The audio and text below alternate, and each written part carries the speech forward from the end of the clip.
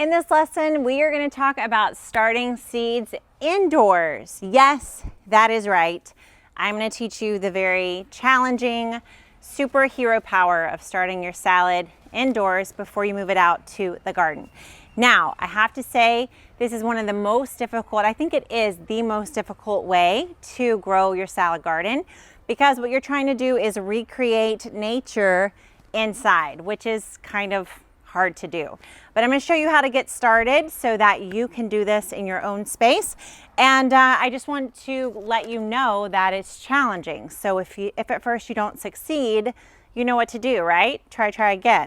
So here's some things that you need to start your own seeds indoors. First, you're going to need an organic seed starting mix. So this one is from Whitney Farms. I don't have one that I necessarily love more than another. There are different ways you can mix your own. I've honestly started seeds even just directly in 100% compost indoors, which you can do as well. My goal is just making sure that it's mostly that it's organic and natural, and that it doesn't have any like synthetic fertilizers or anything that's going to burn or over stimulate the seedlings. What we want to try to do as much as possible is imitate nature. So you need a seed starting mix, you need a bowl, you need some water, and then you're also going to need a tray. So you can start your seeds in a variety of ways. I will say I've done all of the things. I've done the little paper, making my own little paper pots. I've done these. I've planted just directly into like a big container, just directly seeding and then pulling them out. And I have to say, over time, I've just found the most success with this setup, mostly because it lasts. So the paper I found just disintegrates over time, and I can't water them without them starting to fall apart. And then some of the other options, it's harder to separate and pull them out when it's time to plant. So what this is, there's a tray that goes underneath. This is a plug tray. I think there's 64 holes in this. 1, 2, 3, 4, 5, 6. 1, 2, 3, 4, 5, 6, 7, 8, 9, 10, 11, 12. 12 times 6, 72, even more than I thought. So, this, and then you can also get the plastic dome that goes with this. There's a whole setup you'll need indoors in terms of light and heat, but I'm just going to show you quickly how to get started. So we have that, and then we have our seeds. So you want to be sure whatever seeds you're starting, that it says on the package that it is recommended.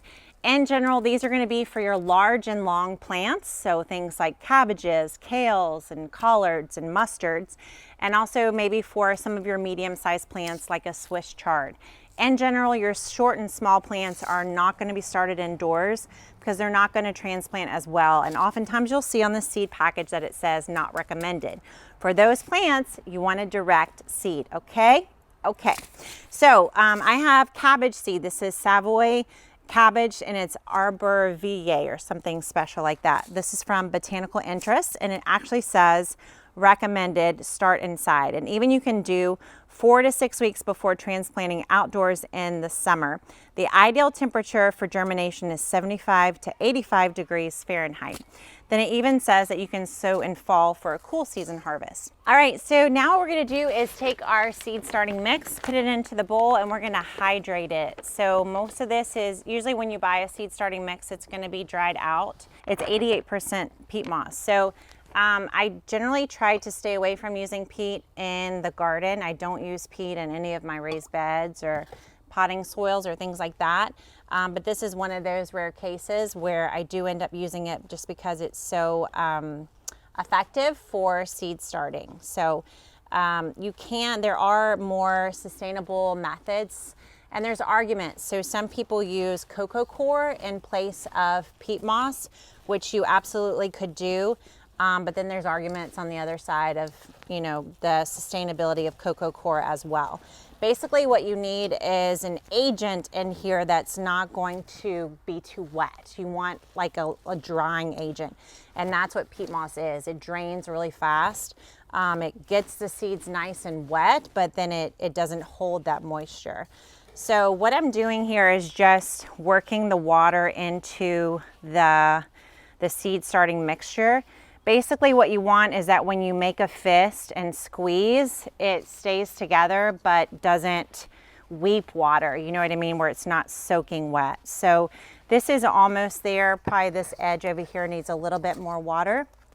In general, I found it often needs more water than I thought. So probably like a whole pitcher for this bowl is about the right amount, a whole pitcher of water. How much is a pitcher of water? I don't know, like 64 ounces, something like that. I don't know my ounces very well. Ask my husband, he's the chemist, so he knows all the measurements. All right, so now we're gonna take our plug tray, and basically what you're gonna do is literally just smush this stuff in there and fill up every single plug all the way to the top. And you really want, sometimes I've been in a hurry and, you know, unevenly filled these, but you really want to try to fill them all to the same level, all the way to the top. And you even want to give them a little push because it will go down over time. And you can end up with like the seedling way down deep in the seed mixture. So you can see 1 bowl of this seed starting mix fills about half of the plug tray. So I'll do 1 and then I'll mix and do another. I'm not going to make you sit through the whole thing, but this will give you a good idea. So the reason why this has the tray underneath is so that you can water the tray, not the top. So what you don't want to do anytime you're starting seeds indoors is water from the top. That's one of the reasons why I don't like using the paper pots, is those are very hard to water from the bottom without totally ruining the paper pots. So I found I can use these, even though they're plastic, I can use them again and again. Whereas with the paper pots, I was only able to use them once. So, or even not even, they would like fall apart before I finished. So I've tried all the ways and just keep coming back to this as a good old faithful way to do it. So let me do this real fast and then we'll get to putting our seeds in here.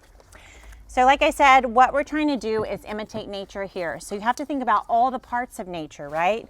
Sunlight, so you have to think about the light. Air, so air flow, not just like air in general, the temperature. Temperature is part of it as well, but air flow, like wind and, you know, not having stagnant air and that kind of thing. And then temperature, so how hot or cool it is, and then soil, and then any other, you know, parts of nature that might be at play. So that's why I say indoor starting is one of the more challenging things to do in the garden, because there's a lot going on and you're really trying to, you know, make the seed, because that's what it is. You're trying to make the seed believe that it's outdoors in the garden, waking up at the right time. That's what we're trying to recreate here. So, you know, it's a little bit of make-believe and it can be challenging. Let me see if I can wash my hand off a little bit. So you want to try not to get the seed too dirty as you're planting. And your goal is to try to get just 1 to 2 seeds per cell. I always try to buy really nice seeds, and then I try to just do 1 seed per cell because thinning them is like so painful. So now I'm just gonna go, I've got my dibber, and I'm gonna go and put a little indentation in the center of each little cell. Boop, boop, boop, just like that. And just kind of marking where I'm gonna put the seed. And then it's also a good test, like when I pushed on that one, I could tell that it didn't have enough in it. So when you do that first indentation, it kind of saves you the seed, because if I had put the seed right in there right away, you know, I would have been kind of too late to rescue it. So again, you wanna make sure if you can to have all the levels about the same. So I do the indentation, and then as soon as I've done that, I'm ready to plant. So again, cabbage seeds, they're in the brassica family, so they're very tiny. They're just like little bitty dots. So it's pretty hard to separate. I try to have my hand a little bit wet and just grab one at a time and place it right in that hole that I made. So this one I accidentally grabbed 2, but I try to just touch it with the finger and put it down. Touch it with the finger and put it down. And just do 1 at a time, take your time. And again, I don't cover them up until I've planted them all so that I can remember. Not that you can necessarily even see these seeds because they are so dark and tiny. Well, actually, I could see that one, so that was pretty good. But this is why I don't cover up until I'm done, because otherwise I'll end up double, triple planting because I'm like, I can't remember if I planted there or not. So that is about it to get started. So I would do this, plant all the seeds in here, and following the directions to know how far ahead of time I need to plant these seeds, because that really is the trick. So you want to make sure you start them early enough, because these are going to grow slower than they would out in the garden, and you need to give them enough time to get to a spot where they're mature enough to be moved without being harmed. So just like that, and then what I would do is take a little bit of this soil mixture and just sprinkle on top. So I've only planted these 4 lines, so I'll just kind of sprinkle these on top, and then I'd start here and keep going. Now this tray, like I said, this is going to be the reservoir for the water. So anytime I want to water these, or anytime I'm checking, what I do usually is just slide the tray over, and I'll show you just with the hose since I'm out here.